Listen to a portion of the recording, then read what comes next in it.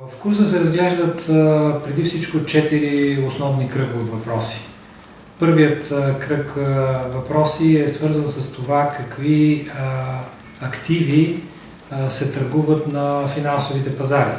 Става дума за облигации, акции, държавни облигации, корпоративни облигации, ипотечни облигации, деривативни инструменти, какви са свойствата на тези инструменти, как те да бъдат оценявани, каква стойност имат. Това е предмета на първия кръг от въпроси. Вторият кръг въпроси разглежда това по какъв начин се търгуват тези активи. Тъй като търговията с такива финансови активи се поддържа от една доста сложна инфраструктура, която трябва да работи много добре и синхронизирано между различните си компоненти.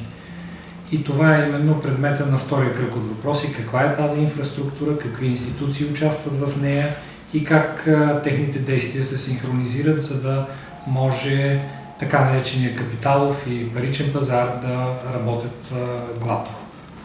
Третият кръг от въпроси е свързан с това кой търгува с такива финансови активи. Става дума за банки, за инвестиционни фондове от открит тип, от закрит тип.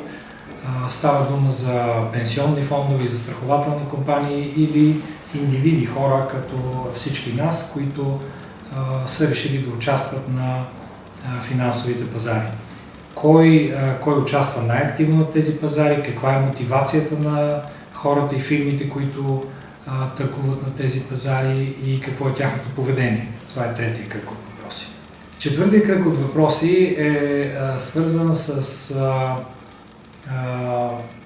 това как различните възможни финансови активи могат да се комбинират в инвестиционни портфейли, как да се съставят такива портфейли и как да се управляват по рационален начин.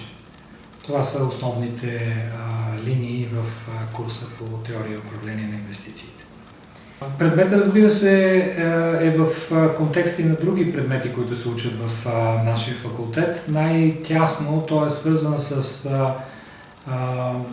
макроикономиката и с курсовете по пари и банково дело.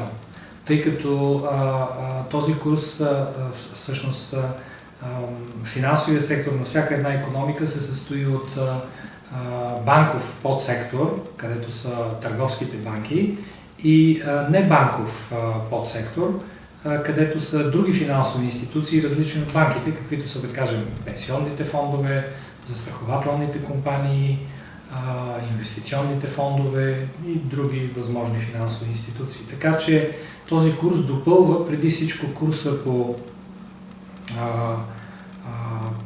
пари и банки, където се разглежда една част на финансовата система, банковата част, и от друга страна, заедно двата курса пък допълват курса по макроикономика, като дават картината на целия финансов сектор.